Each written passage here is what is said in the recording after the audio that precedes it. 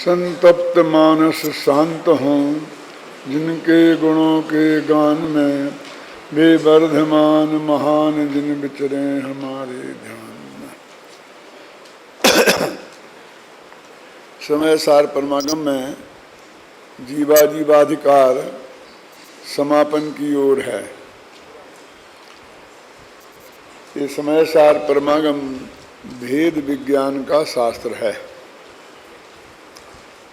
और इसमें भेद विज्ञान के लिए आरंभ से ही सारे जगत को दो भागों में बांटा है। एक में त्रिकाली ध्रुव भगवान अपना भगवान आत्मा और दूसरे में 29 प्रकार के भाव हैं और इन दोनों के बीच में हम भिन्नता तुमने जानी तब मानेंगे कि जब तुम इनका 4 प्रकार का संबंध नहीं है ऐसा मानोगे। यानी ये मैं नहीं हूँ, ये मेरे नहीं है, मैं इनका कर्ता नहीं हूँ और मैं इनका भोक्ता नहीं। ये 4 संबंध के तुम इनकार करोगे, तुम्हारे चित्त में ये बात अच्छी तरह से जम जाएगी, तब हम मानेंगे कि तुमने इनको जुदा जुदा समझा। क्योंकि हमारी ऐसी आदत है कि हैं तो हम जुदे ही जुदे, लेकिन फिर भी उनकी चिंता तो थोड़ी हमें रहती है ना। उनकी देख रेख करने की जिम्मेदारी तो हमारी है ना। यानी किसी न किसी रूप में हम अपने उस जुड़ान को कायम रखते हैं। तो आचार्य देव ने बहुत बहुत तर्क युक्तियाँ दे करके ये बात हमको बार बार समझाने की कोशिश की। जीवाधिकार में उनके एकत्व और ममत्व का निषेध किया और आगे कर्ता कर्म अधिकार में कर्तृत्व और भोक्तृत्व का निषेध किया। फिर उसके बाद में इस जीव को तो अपना संबंध किसी न किसी तरीके से जोड़े रहना था। तो वो ये कहता है कि ठीक है, ना ये मैं हूँ, ना ये मेरे हैं, ना मैं इनका करता हूँ और ना मैं इनका भोगता हूँ।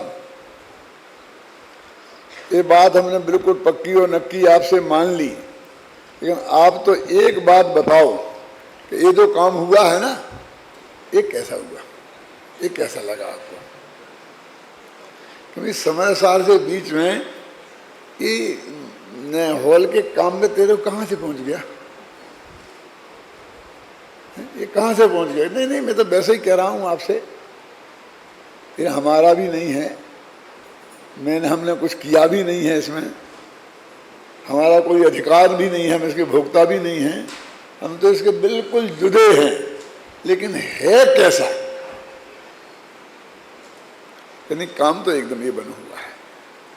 बस हमको आपसे इतना ही समझ। ये क्यों, ये अभी तक मुरझाया हुआ क्यों था और अब ये प्रसन्नता की लहर इसको कैसे दौड़ गई पूरा कर्ता कर्म अधिकार तक सुनने के बाद? तो वो कहता है कि तुमने अच्छा कहा, तो ये तो वो अंदर से माने ही बैठा है कि ये मेरा है और मैंने किया है। क्या? और अब अच्छा है, अच्छा कह दिया ना आपने, इसका मतलब मैंने अच्छा काम किया। उसने उसमें से अकेले अच्छेपन का पोषण नहीं किया, अपने कर्तृत्व का पोषण किया। यदि कोई आदमी ये बताए कि और तो सब ठीक है लेकिन ये कमी है, कि ये साहब क्या बताएं, अब वो ऐसा हो ही नहीं सकता था, अब उसने ऐसा कर दिया, वो उस पे से अपने को टालता है।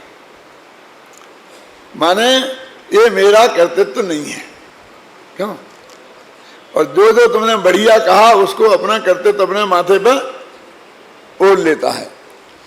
पुण्य पाप अधिकार में सिर्फ इतना बताया है कि जो ना मैं हूँ, ना मेरा है, ना जिसमें मैंने कुछ किया है और ना जिसका मैं भोगता हूँ, फिर उसमें अच्छे बुरे का भेद करने से लाभ क्या है ये बता।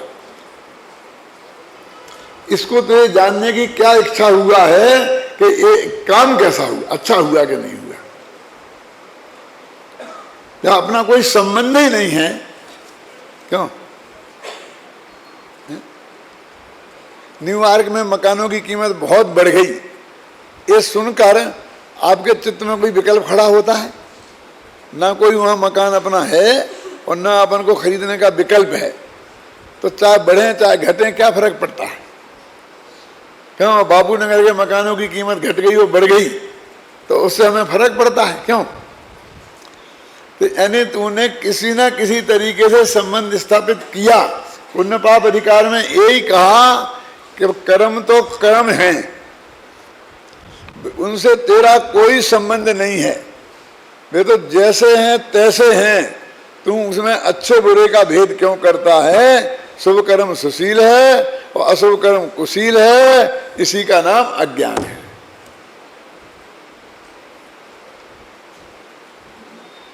क्यों? कि ठीक है ना, सही हम नहीं करें, हमारे नहीं करने से क्या होता है, लेकिन सुशील है तो है ही है? और जो कुशील है वो तो कुशील है ही। अच्छा ठीक है, सुशील है वो सुशील है, कुशील है तो कुशील है। तुम मुझे ये बता कि ये जो पुण्य पाप के भाव हैं, ये तू है कि आश्रम है? ये जीव है कि ये आश्रम है? सात तत्व में खतौनी करेगा ना इन पुण्य पाप की, तो ये किस में डालना? बोल।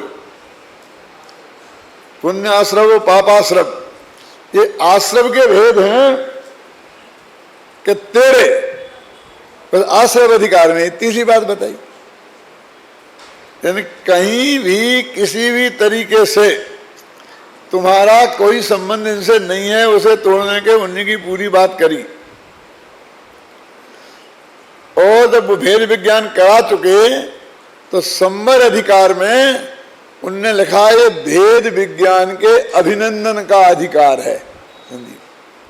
पहली पंक्ति पढ़ना, अमृतचंद्राचार्य ने क्या लिखा है? ये भेद विज्ञान का अधिकार नहीं है, ये भेद विज्ञान के अभिनंदन समारोह का अधिकार है। तो निकालना, इसमें संवर अधिकार के कलश है ना, उसके 3-4 कलश लास्ट के निकालो। संवर अधिकार में 3-4 कलश लास्ट के।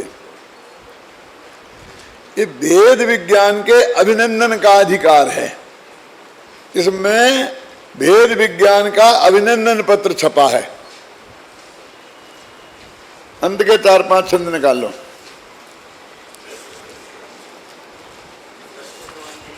संवर अधिकार के अंतिम, इधर आगे गाँव को जाए, गाँव से जरा अच्छी तरह से कोई।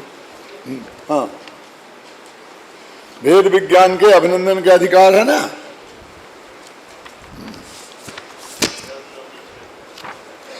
हैं? कौन सा पेज निकला? हाँ, 104।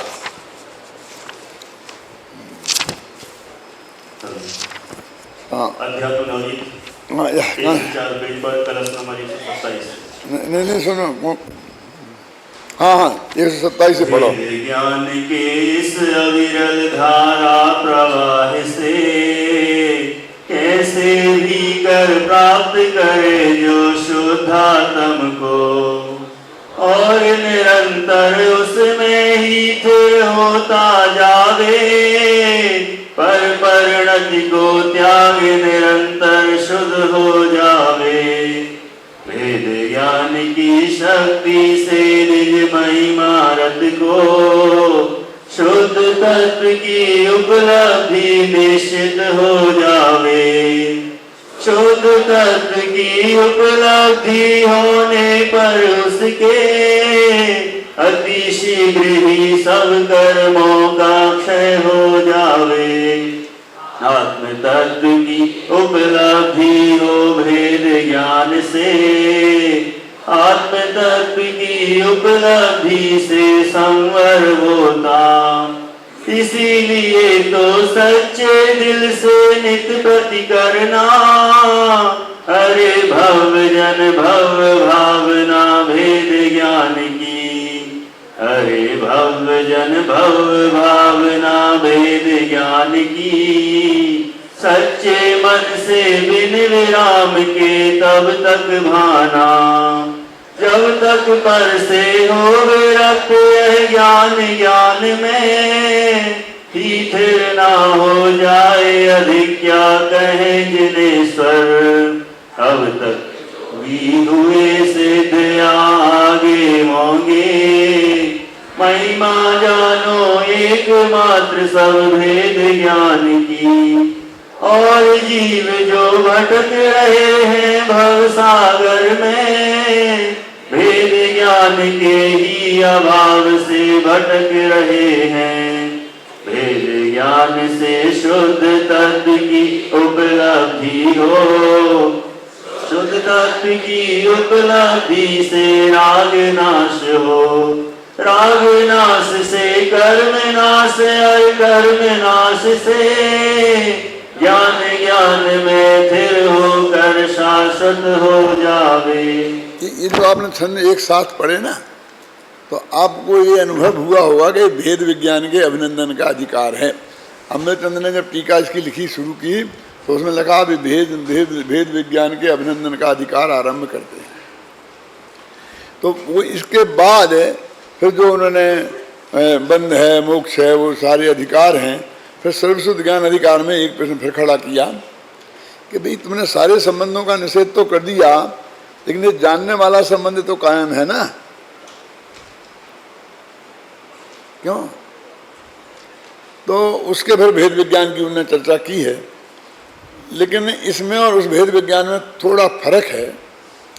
इसमें तो उसकी परिणति से तो पूरा अपने को पृथक कर ही दिया 29 प्रकार के भावों से। तो उन्होंने कहा कि इनको जानना ये तेरा स्वभाव है, स्वपर प्रकाशक, ये शक्ति है। उत्पाद व ध्रुवत्व ये शक्ति है। ये उत्पाद व्यय के में आने से हमको पर्याय दिखती है, पर्याय नहीं है। 47 शक्तियों में उत्पाद व ध्रुवत्व नाम की शक्ति है अभय कुमार जी। ऐसे ही सुपर प्रकाश का तो शक्ति है। तो वो कहते हैं कि हम जो वो हमारे ज्ञान का गेय बना, वो तो हमारा कार्य था, हम उस ज्ञान क्रिया के कर्ता हैं, उसमें जो हो रहा है उसके कर्ता हम नहीं हैं। ऐसा वहां भेद विज्ञान की रेखा उन्होंने खींची। उसको जानने रूप क्रिया के कर्ता तो माना, लेकिन उसका कर्ता नहीं माना। लेकिन राग क्रिया में ऐसा नहीं किया। जिससे राग हुआ तो ऐसा है कि राग के हम करता हैं, उसके करता नहीं, ऐसा नहीं कहा। हम राग के ही करता नहीं है। अंतर समझ में आया ना भेद विज्ञान का दादा? जिससे हमने राग किया, क्रोध किया, तो यहां ऐसा बंटवारा किया कि हम जिस पे हमने गुस्सा किया, ना वो हमारा है, ना मैं उसके करता धरता हूं, और ना उस क्रोध के करता धरता हूं जो उसके लक्ष्य से हुआ है। और यहां कहते हैं वो ज्ञेय के लक्ष्य से जो ज्ञान हुआ है, उस ज्ञान क्रिया का कर्ता मैं हूं, उसका कर्ता नहीं हूं। माने गुरुदेव की भाषा में कहूं तो ज्ञान ने शामिल करी ने बात है। 47 शक्तियों में जाकर के फिर निर्मल पर्याय को अंदर ले लिया और बाहर उसको बाहर कर दिया। ख्याल में है ना? मेरे कहने का मतलब यह है कि जो वो ज्ञेय ज्ञायक संबंध है, उसका निषेध का प्रकार कुछ अलग टाइप का है। और ये 29 प्रकार के भावों के प्रकार का निषेध का प्रकार का टाइप अलग टाइप का है। इसलिए उन्होंने यहाँ पर यहाँ तक की सीमा रख करके और आगे उधर उस बात को बढ़ाया है। बात अपनी ये चल रही है, जो अपना अधिकार खत्म हो रहा है ना, तो अपन घृत कुंभाभिधाने भी आप आ जाओ वहाँ पर 129 पेज पे। घृत कुंभाभिधाने पी कुंभो घृतमयो न चेत जीवो वर्णाद मत जीवम जल्पने पी न तन्मया। ये बात कही थी अपन ने। अब इसमें एक विशेष बात ध्यान दो शांति, कि ये जो 3 गाथाएं की 65, 66 और 67, ये तीनों गाथाएं वर्णादि से भिन्नता की थी, और रागादि से की भिन्नता की गाथा है 68वीं। क्या? तो इन्होंने एक कलश और 68वीं गाथा के पहले ही दे दिया। यद्यपि उनने उन 29 प्रकार के भावों को वर्णादि में ही शामिल किया है और उन सबको एक स्वर से पुद्गल कहा है, फिर भी जैसा असद्भुत व्यवहार ये है वैसा वो नहीं है। इसलिए उन्होंने एक घी के घड़े का उदाहरण जो असद्भुत व्यवहार नए का है, इन 3 गाथाओं के बाद इस कलश को लिख दिया और उसके बाद वो चौथी 68वीं गाथा लिखी कि मोहन कम सुदिया। माने उनके दिमाग में ये भेद विज्ञान था कि वो सद्भुत व्यवहार के निषेध की बात है और ये असद्भुत व्यवहार के निषेध की बात है।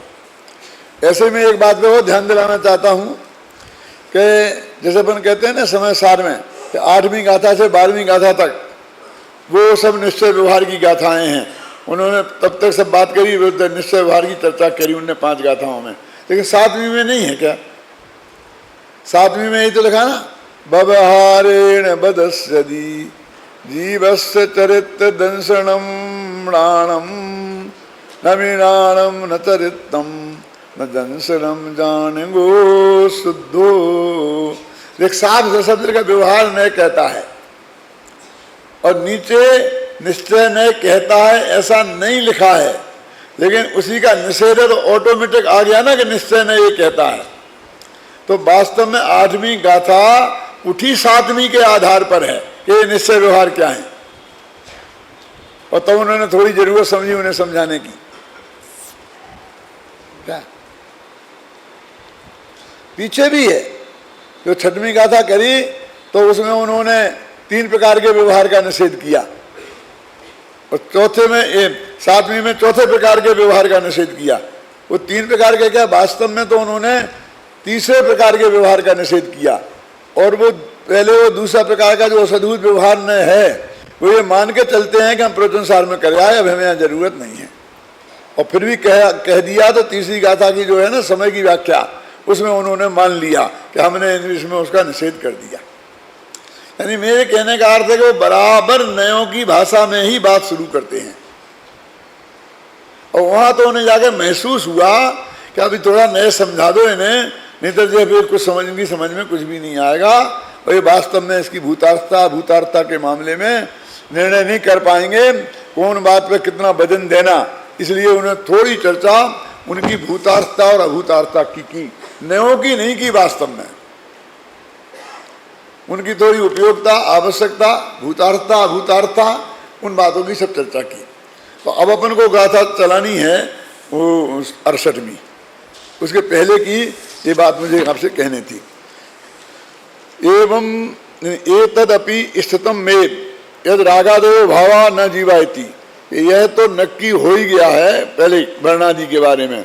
अब तो ये कहते हैं कि रागादिक भाव भी जीव नहीं है, ये इस गाथा में कहते हैं कि मोहन कम सुदया दुबन्नदाये में गुण ठाणा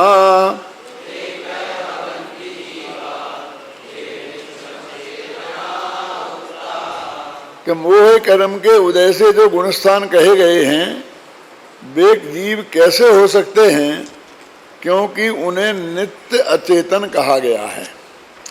अब इसमें थोड़ी सी बारीक बात है कंस्ट्रक्शन की कि वहाँ तो वर्णादि कहा और यहाँ गुणस्थान क्यों कहा, यहाँ रागादि क्यों कहना चाहिए था ना? क्या अकेले गुणस्थान को लेना चाहते हैं क्या? ये पूरे 9 भाव नहीं लेना चाहते हैं क्या? यहाँ लेना चाहते हैं, लेकिन वहाँ था आदि दीपक और ये है अंत दीपक। ये जानते हैं आदि दीपक क्या होता है, अंत दीपक क्या होता है, मध्य दीपक क्या होता है, देहली का दीपक क्या होता है? जानते हैं मुकेश भाई? अकेली बिल्डिंग बनाने से काम नहीं होगा, थोड़ा थोड़ा समझना भी पड़ेगा। सच्ची बात है, कल्याण तो इससे होगा। थोड़ा स्वाध्याय भी चालू करो हैं? ये है कि कुछ लोग कंजूस प्रकृति के होते हैं, तो लेटरिन बाथरूम अपन बगल बगल में अलग अलग बनाते थे, अब तो इकट्ठे ही बनाने लग गए हैं। तो उन दोनों के बीच में जो दीवार रहती थी उसमें थोड़ा हिस्सा काट करके एक लट्टू उसमें लगा देते थे, कब लेटरिन में भी उजेला करे और बाथरूम में भी करे। कि क्यों ऐसा क्यों किया कि 2 लट्टू नहीं लगाना पड़े ना, डबल बिजली भी खर्चा भी बचे और लट्टू भी बचे। ये कंजूस प्रकृति के लोगों की बात कह रहा हूं मैं। क्यों? तो उसको बोलते मध्य दीपक, 2 जगह उजाला फेंके।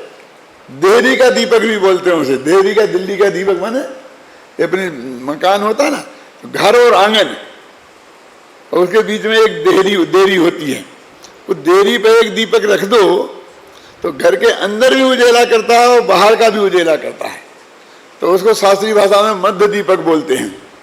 एक होता है आदि दीपक, कि शुरू में लगा दो वो फिर सब में लगता है। और एक होता है अंत दीपक, अंत कह दो तो उसके पहले के सब आ जाते हैं।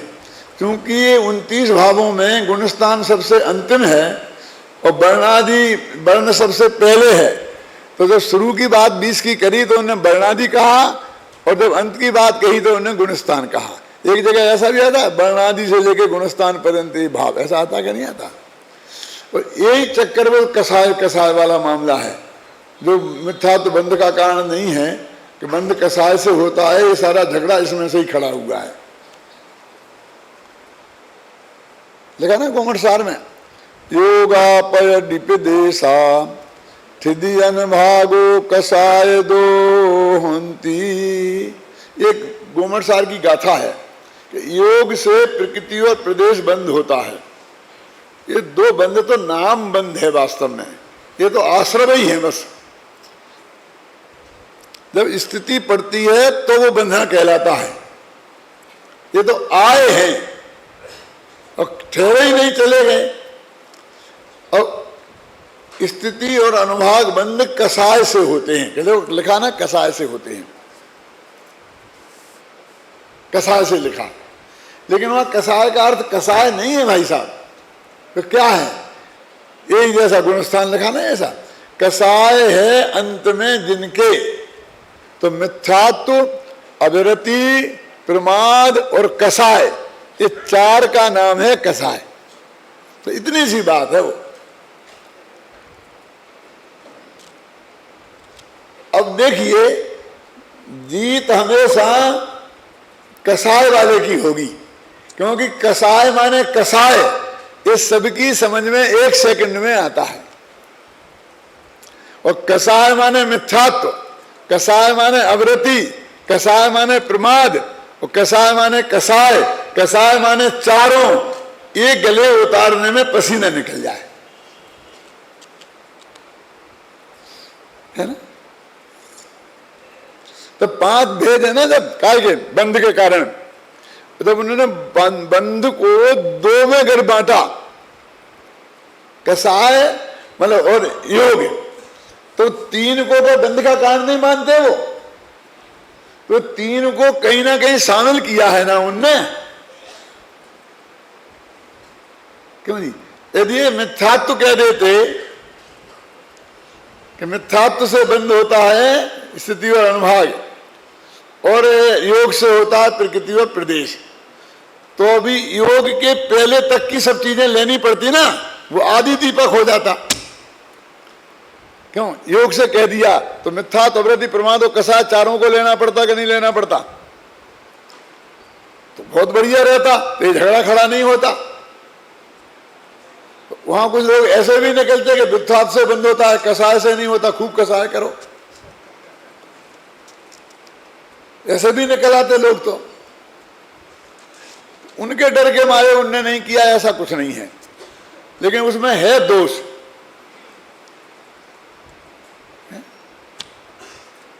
उसमें क्या दोष है कि मिथ्यात्व से ही बंध कहते तो फिर चौथे गुणस्थान से ऊपर बंध होता ही नहीं है, ये मानना पड़ता, जैसा अध्यात्म मानता है। अध्यात्म कहता है ना बंध ही नहीं होता, बंध ही नहीं होता है, सारा नजरा अधिकार और सबको उसमें घबराहट छूटती है।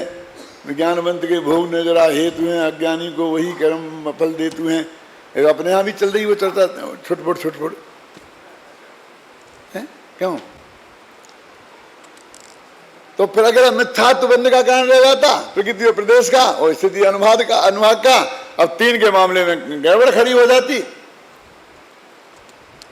और फिर कहते मिथ्यात्व के बाहर निकल गया तो अब बस बंद होता ही नहीं उसे, अब तो ईरिया पदाश्रव होगा, वो बंद होगा, वो अकेला प्रकृति और प्रदेश बंद, जैसे अध्यात्म में आ गया। क्योंकि वो मिथ्यात्व में होने वाले बंद को ही बंद कहता है और बाकी को बंद कहता ही नहीं। जब वो कहता है कि सम्यक दृष्टि को बंद नहीं होता, तब उसका अर्थ सिर्फ इतना होता है मिथ्यात्व क्रम के उदय में होने वाली जो 16 प्रकृतियां हैं वो प्रकृतियां नहीं बनती। बहुत से बहुत 41 तक ले जाओ, चौथे अनुष्ठान में समय दर्शन हो जाता ना, उसके पहले वाली प्रकृतियां नहीं बनती, बाकी की बराबर बनती रहती हैं। और वो डंके की चोट कहता रहता है बंद नहीं होता, बंद नहीं होता। क्यों? कि मिथ्यात्व से होने वाले बंद को ही वो बंद मानते हैं। तो यदि इतना कह देते तो ये चक्कर खड़ा हो जाता, इसलिए वो कसाय कहना जरूरी था।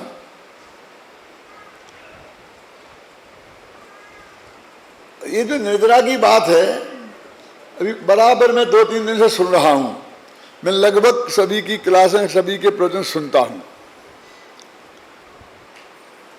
तो उसमें भी यही शब्द बहुत घूम रहा है कि वो बंद होता है कि नहीं होता, कौन सी का होता है, क्यों नहीं होता है, होता तो है, वो भोगता है कि नहीं भोगता है, कोई कहता भोगता है, कोई कहता नहीं भोगता है, कोई कहता मन लगा के नहीं भोगता है, कोई कहता बहुत ऊपर ऊपर से भोग लेता है। मैं कल थोड़ा संकेत किया था कि वो मन के बिना भोग संभव नहीं है। बराबर मन, वचन, काय पूरी तरह इन्वॉल्व होता है।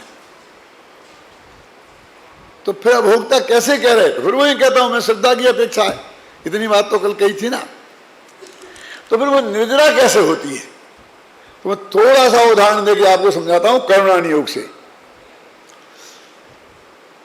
छायक सम्य दर्शन नहीं हुआ, उपसम और क्षयोपसम सम्य दर्शन है, तो उन जीवों के मिथ्यात्व और अनंतानुबंधी की प्रकृतियां इस सत्ता में है कि नहीं है? शांति जी, और उदय में आ रही कि नहीं आ रही? जो सत्ता में है और उनका उदय काल आ गया तो क्या होगा उसका? उसमें उदयाभावी क्षय लिखा है।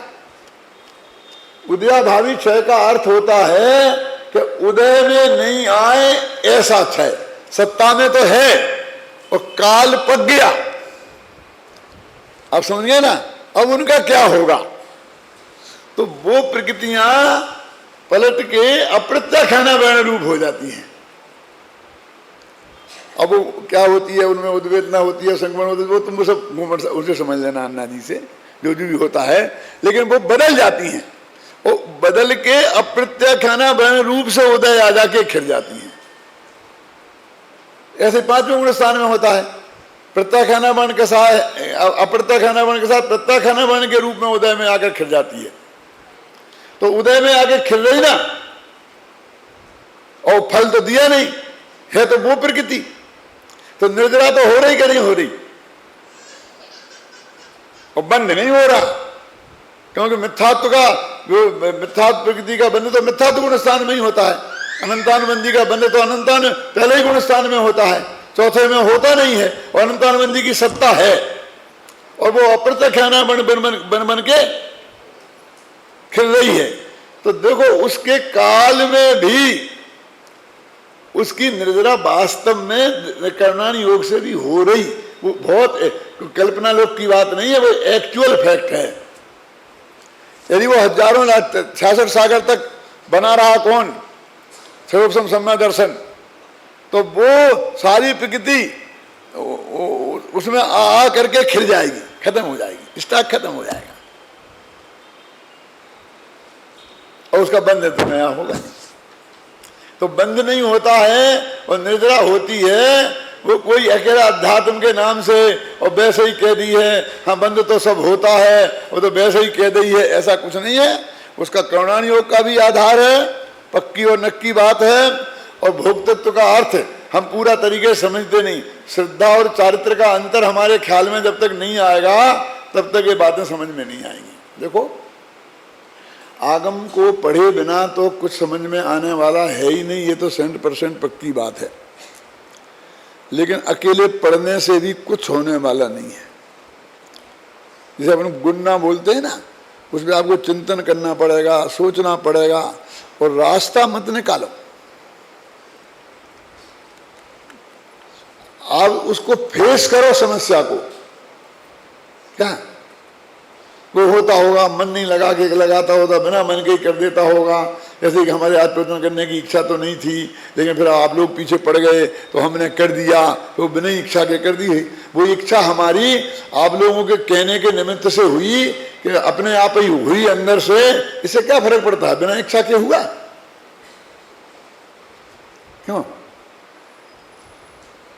तो सबके सब उसी लेन पे जा रहे हैं कि बस वो ही बताना चाहते हैं, ऊपर ऊपर से कर लिया है, खा तो लिया है, लेकिन खाने का मजा नहीं आया है, वो नहीं है। बिल्कुल खूब मजा आता है।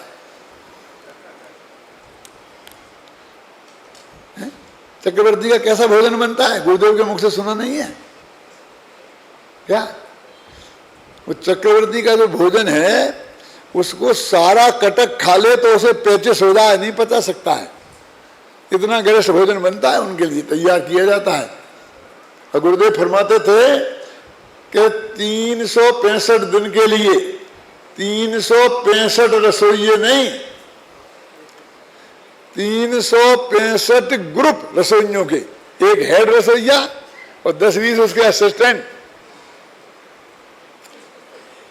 साल भर तक तैयारी करें और सिर्फ एक दिन के भोजन बनाने की उनकी जिम्मेवारी। क्या ऐसा नहीं कि वो 365 दिन आराम करते रहते होंगे?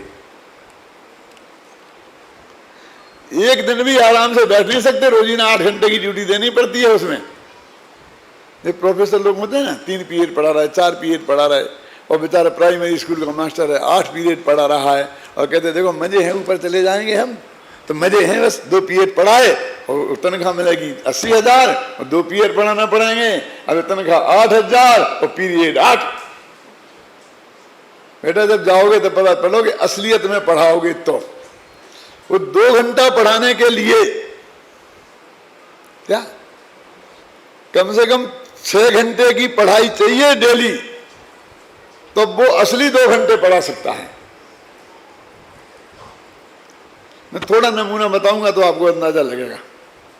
जैसे एक 400 पेज का उपन्यास है, गोदान उपन्यास है प्रेमचंद का, 700 पेज का होगा, ठीक है ना? अब उसको 4 दिन में पढ़ाना है प्रोफेसर को, तो वो 700 पेज पढ़े ही नहीं, और शुरू के कोई भी 2-4 पेज पीछे से पढ़ के पढ़ा दे, और 700 पेज तो क्लास में पढ़े नहीं जा सकते हैं। अरे उसको वो 4 दिन के भीतर में 700 पेज पढ़ना पड़ेंगे। अरे ऐसा नहीं कि आज 200 पेज पढ़ लिया, 200 पेज के बारे में बता दिया। पहले 700 पेज पढ़ना पड़ेंगे, 10 दिन 15 दिन पहले से पढ़ना पड़ेगा, क्योंकि उन्हें बताना है कि होरी का कैरेक्टर क्या है। तो 100 पेज में थोड़ी वो कैरेक्टर पूरा विकसित हुआ है, वो तो 700 पेज में फैला है वो कैरेक्टर। समझ में आ गया कि नहीं आई? अंदाज लगता है मैं क्या कह रहा हूं? थोड़ा विद्यार्थियों को तो लगना ही चाहिए। मुझे उसमें करें बताना कि होरी क्या चीज थी अथवा विवेक क्या चीज है सत्य की खोज का। तो पूरी किताब 3 दफे पढ़े बिना विवेक का परिचय आप दे सकते हैं?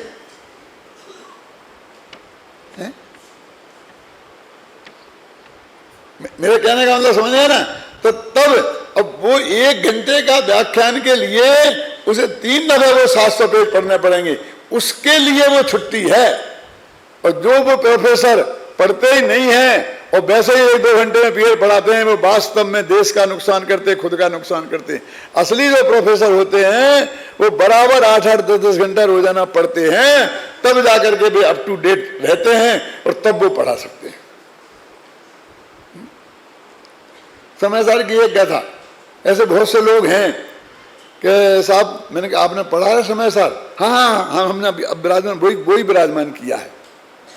प्रवचन तो मैं ही करता हूँ ना, अब मैंने समय सार ही विराजमान किया है, क्योंकि वैसे तो स्वाध्याय होता नहीं था कि चलो मेरा भी स्वाध्याय हो जाएगा। भैया तुम क्या करे पढ़ाएगा, क्या समय सार सुनाएगा? अब तुम्हें पहली गाथा पढ़ेगा और दूसरी का तुझे पता नहीं है। पहली में पूर्व पक्ष आएगा, तू उसे सिद्ध करेगा, और दूसरे में उसी की काट आएगी, फिर क्या करेगा? क्या संजीव, पूरा नए चक्र पढ़े बिना नए चक्र के 2 पेज पढ़ाए जा सकते हैं? बोलो, समझ में आया राजकुमार का? नहीं। समय सार की पूरी नस नस जाए बिना समय सार पर एक भी व्याख्यान किया जा सकता है?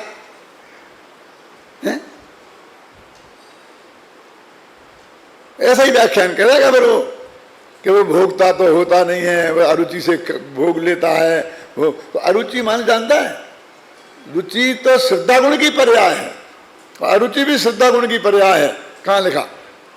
परद्रेद्यन्ते भिन्न आप में रुचि सम्यक भला है, लिखा कि नहीं लिखा? तो अरुचि पूर्वक का मतलब श्रद्धा गुण में उसको हे मानता है, उपादेय नहीं मानता, इसका नाम अरुचि पूर्वक है। टेढ़ा मुंह करके ऐसा करके खाने का नाम अरुचि नहीं है। वो तो इच्छा के किसी रूप को ही अरुचि कहता है, वो इच्छा के किसी रूप को रुचि कहता है। वो रुचि का और इच्छा का भेद ही नहीं समझता है। वो चारित्र गुण का भेद है, वो श्रद्धा गुण का भेद है। तो जब तक इसको गहराई से हम अनुभव नहीं करेंगे भाई, ये चीजों को हम नहीं समझ सकते हैं, ना समझा सकते हैं। विशेष बात